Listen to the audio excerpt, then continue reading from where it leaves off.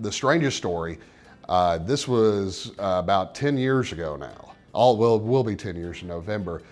This is when I was a pregame, postgame, and halftime anchor. This is back at the Division II days here in West Georgia.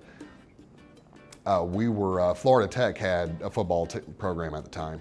West Georgia was number one in the nation in Division II football. So me and some of my friends who went here to West Georgia, we decided we were going to make the trip down to Florida Tech to go see the game.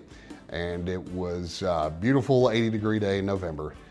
And we get down there, and I called Mitch Gray up. He was still doing the play-by-play, him and Andy Makashon at the time. And he said, okay, well, I'll meet you at the gate to give you your pass so you can come in. I said, okay. So I meet him at the gate, and he just shakes his head and he's laughing at me. And I said, what's wrong? He said, you're not going to believe what's in the press box with us. And I just looked at him. I was like, okay. He said, just go on up. And I said, all right. So I went on up, got up to the stairs, found our booth. We were on the visitor side that said visiting radio. Opened the door. Andy Makashon, God love him. He's standing in there and he starts grinning from ear to ear.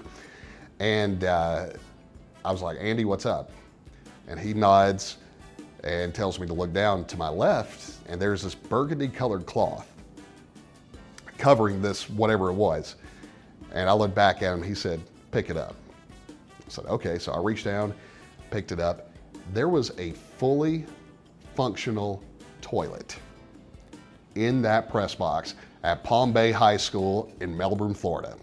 I've got a picture of it. I keep it because people don't believe me. They're like, no. I'm like, yes, it is true. And so thank God it had a lid.